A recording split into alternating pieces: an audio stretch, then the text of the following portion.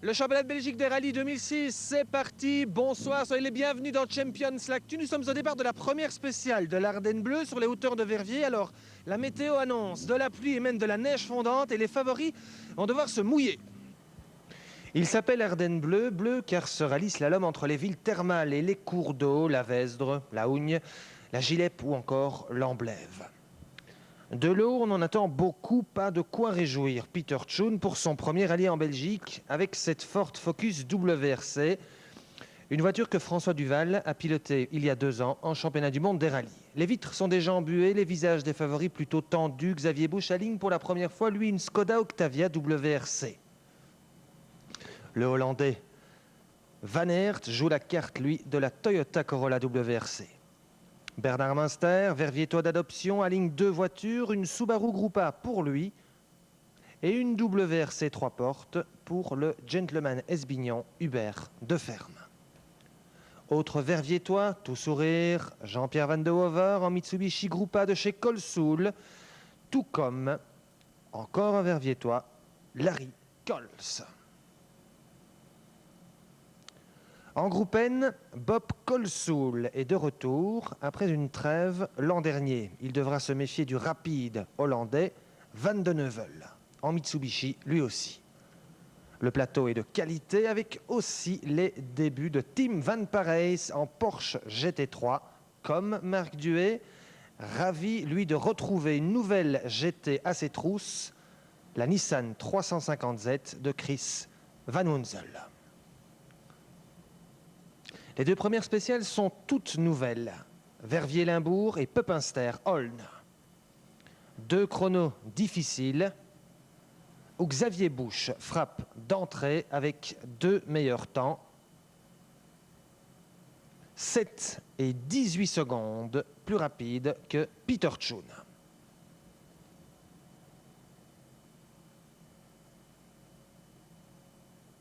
Les Mitsubishi Groupa de chez Colsoul sont immédiatement dans le coup, avec Larry Cols, 3e, dès le premier chrono, et Jean-Pierre Van de Hover dans son aspiration.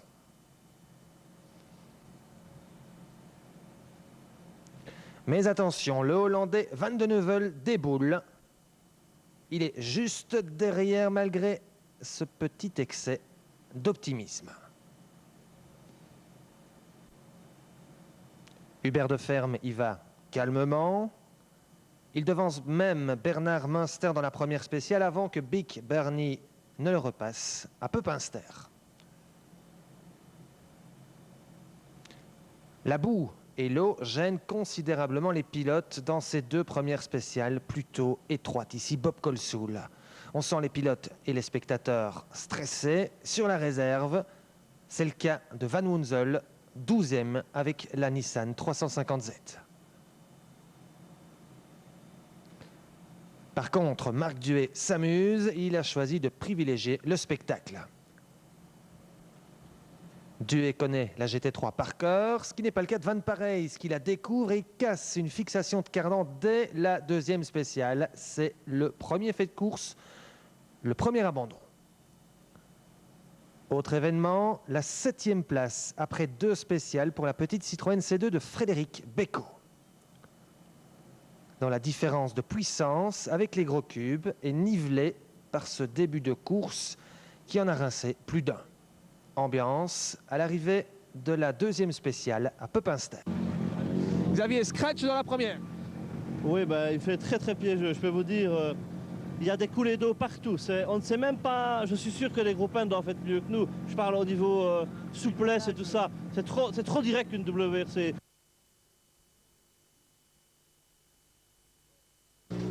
Peter, il y a de la boue là à l'avant droit, vous avez tapé? J'ai calé, ouais. J'ai fait un tête à queue dans une épingle. Alors comment ça va? Toute nouvelle voiture pour vous? Ouais, la voiture, la suspension n'est pas bonne. Elle est trop agressive, elle patine dans tous les camps. C'est comme je roule sur la glace, je dois tout le temps corriger. Il y a beaucoup d'aquaplaning. À mon avis, la suspension est beaucoup trop dure et la voiture est trop bas, donc c'est mauvais, vraiment mauvais.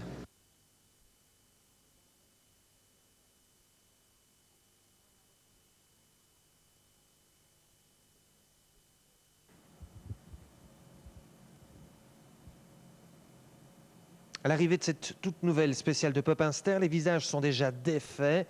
Les pilotes et les suiveurs ne s'attendaient pas à un rallye aussi difficile.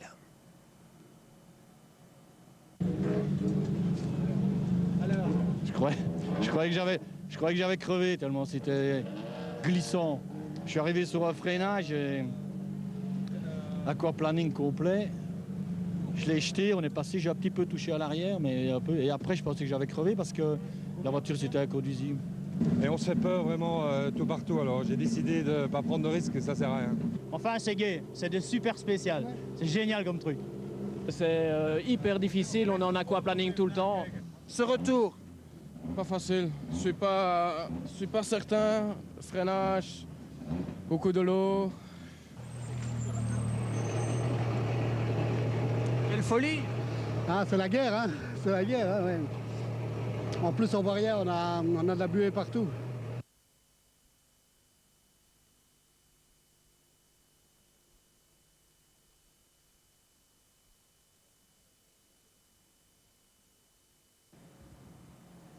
Les pilotes quittent la vallée de la Vesdre à Pepinster et montent à présent vers Francorchamps, où là-haut, la pluie vient de se transformer en neige. Une neige qui a du mal à tenir, il fait plus ou moins 1 degré, mais la spéciale numéro 3, tracée dans les infrastructures du circuit de Spa-Francorchamps, est tout en relief. Du coup, la neige est présente par endroits, mais de manière très inégale. Peter Schoon a la délicate tâche d'ouvrir la route. C'est lui qui fait la trace sans de neige, s'il vous plaît. Le pilote Ford Belgique est sur des œufs. Ses pneumatiques ne sont pas du tout adaptés à cette neige verglacée. En outre, sa Focus WRC d'une valeur de 26 millions de francs belges n'est pas assurée en cas de sortie. L'assurance pour ce rallye était de 600 000 francs belges, plus une franchise d'1 million. Ça fait réfléchir.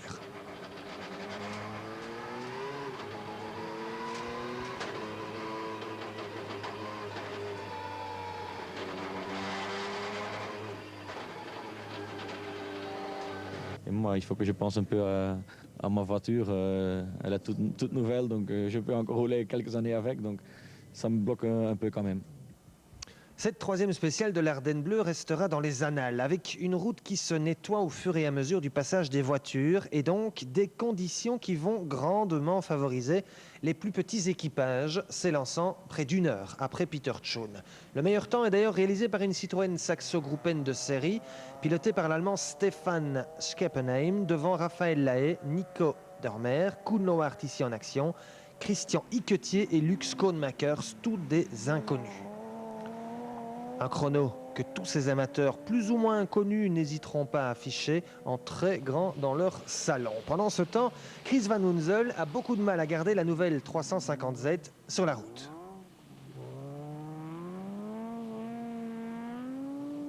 Avec plus de 300 chevaux sur les roues arrière, Marc Duet se fait aussi des chaleurs.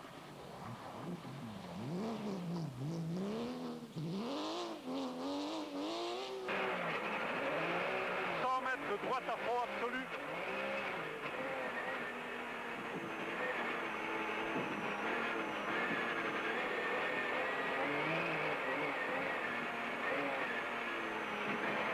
Mètres gauche 70. Sur 20 mètres gauche 40 et droite 40.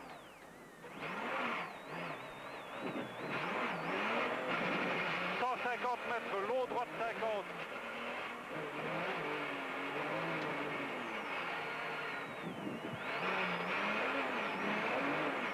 Mètres sommet en gauche 70. Sur 20 mètres droite 40 et droite. Ah, c'est bien chaud là. D'habitude, l'herbe a moins d'adhérence que l'asphalte, mais ici, j'étais content de voir l'herbe pour essayer de revenir sur la route. Qu'est-ce qui s'est passé là? C'était où? La route s'est dérobée sous mes roues.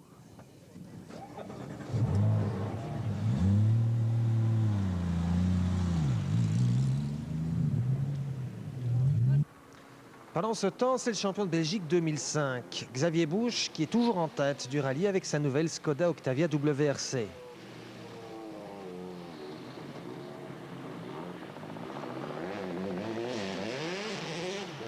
Busch devance de 17 secondes l'étonnant hollandais Jasper Van de Neuvel, très efficace avec sa Mitsubishi Groupen Evo 8. Il nous explique qu'il adore la neige et qu'il a appris à rouler sur cette surface en Finlande, mais qu'ici ça ressemble un peu plus au Monte Carlo avec des adhérences très variables et ça lui plaît. Larry Coles pointe le nez de sa Mitsubishi Groupen en 3e position à 29 secondes de Busch. La surprise, c'est la 4e place de Frédéric Becco, le pilote de Banneux. Il devance la Focus WRC de Tchun avec sa petite Citroën C2. Bernard Münster est 6e à 55 secondes. Il devance la surprenante Honda Groupen de Christian Iquetier. Jean-Pierre Van de Hover est 8e à 1 minute 01. L'eau rouge ressemble de plus en plus à un torrent. Et Bob Colsoul glisse en 15e position seulement. Les grosses voitures sont difficiles à piloter dans ces conditions. Hubert Deferme est 17e avec sa WRC. Au parc d'assistance, les ténors, comme ici Tchun, n'ont que 20 minutes pour transformer les réglages pluie en réglages neige. Les mécaniciens anglais de chez M-Sport, les mêmes qu'en championnat du monde, assouplissent les suspensions, desserrent les barres anti-roulis et montent les pneus neige. La spéciale de Ster Hockey arrive et elle est complètement enneigée. Et c'est le Hollandais Van de Neuvel qui signe le meilleur temps et prend du coup la tête du rallye à Busch qui lui concède en 7 km 55 secondes. Les petits équipages amateurs se distinguent à nouveau avec notamment le 4e temps signé par le régional Serge Meurens. Le 5e temps à égalité pour Frédéric Flagotier et Didier Floimont.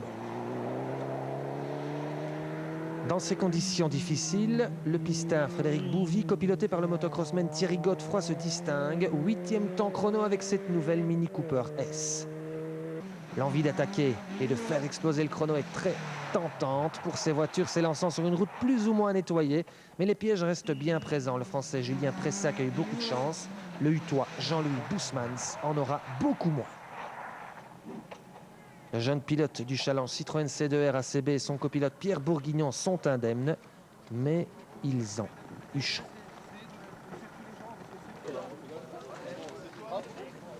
Qu'est-ce que ça représente pour un pilote amateur comme vous? La voiture est fort abîmée, là. C'est vous qui payez de votre poche. Comment ça fonctionne, tout ça? Ouais, c'est clair, ici l'auto m'appartient, donc je vais encore travailler beaucoup de nuits pour réparer l'auto, mais bon, quand la passion est là, on est toujours motivé. Maintenant, c'est clair que celui qui loue l'auto et qui est assuré en a moins à faire que moi, c'est clair. Mais... Vous n'êtes pas assuré, là, dans ce cas-là? Bah non, parce que bon, je suis un peu du métier, donc j'essaie toujours de réparer la voiture de mes propres moyens, et voilà. 10 km plus bas, Jalais, il n'y a plus de neige, mais 3 passages de guet. Beaucoup plus profond que prévu. Le Liégeois Bernard Servet noie le moteur de la petite C2. Le Marchois Bertrand Groten arrive à toute vitesse derrière et se laisse lui aussi surprendre.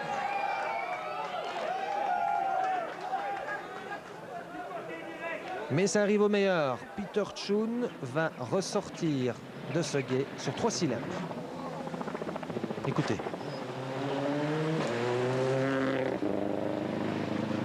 Le moteur ronfle et le leader Van de Neuvel concède, lui, seulement 6 secondes à Jean-Pierre Van de Hover.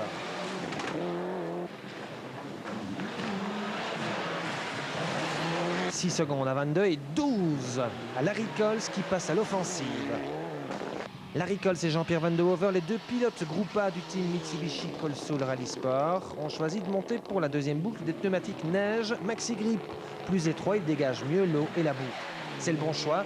Ils fondent sur Van de Neuvel qui a choisi lui des pneus intermédiaires beaucoup plus larges et beaucoup moins sculptés. Il glisse beaucoup trop.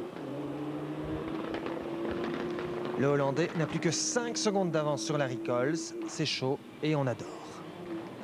Peter Tchun, archi favori avec sa nouvelle Ford Focus WRC, rattrapé en spécial par Deferme et dépassé par lui.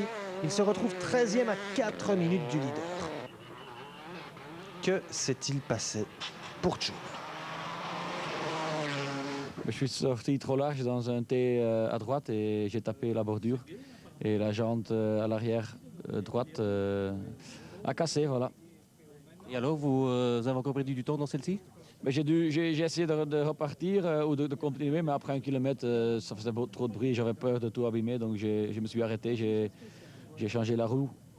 Donc là, je perds 2 minutes et demie et après, je cale encore une fois dans une épingle et j'ai pas pu redémarrer la voiture et rester là 1 minute en plus. Je maîtrise pas la voiture, c'est elle qui conduit, c'est pas moi, donc voilà, j'ai encore pas mal de boulot à faire.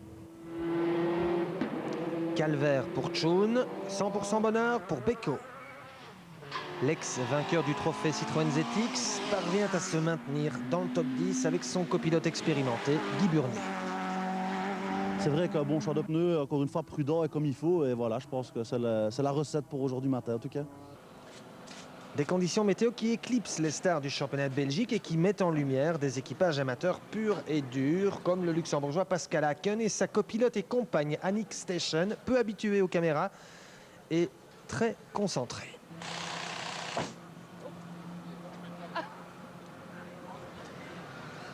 Dans la voiture, pas de dispute?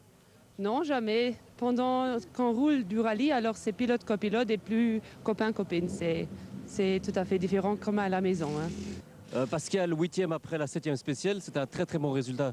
Oui, c'est inespéré et c'est incroyable. On a laissé la voiture en suspension terre et on roule avec des pneus conventionnels également renforcés comme on roule en Allemagne dans la Coupe BMW sur la terre. Et on était très surpris d'avoir vu les temps dans les 3 premières spéciales, qu'on est dans les 15 premiers. Dans les 15 premiers et même dans les 10 premiers avec une 10e place au terme de cette première journée de l'Ardenne Bleu Rallye. Et voici la Citroën Saxo strictement de série avec laquelle le jeune Allemand de 19 ans Stefan Scheppenheim a signé un meilleur temps devant les WRC.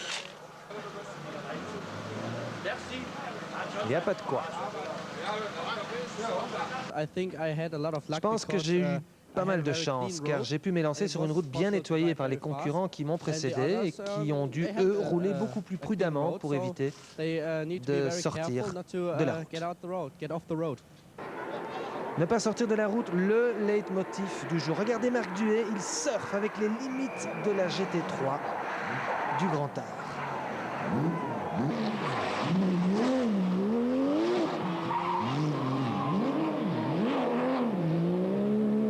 Duhet, le grand show, termine la journée en 9e position et reprend le dessus en catégorie GT sur la Nissan 350Z de Chris Van Munzen.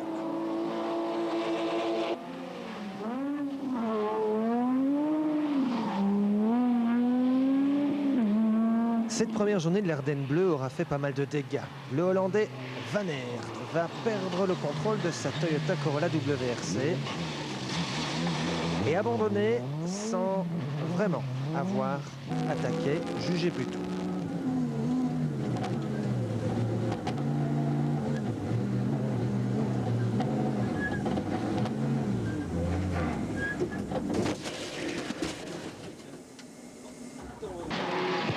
Xavier Boucher, 3e dans les échappements de Cols et Van de Neuvel. Il sent la première place à sa portée. Mais il se laisse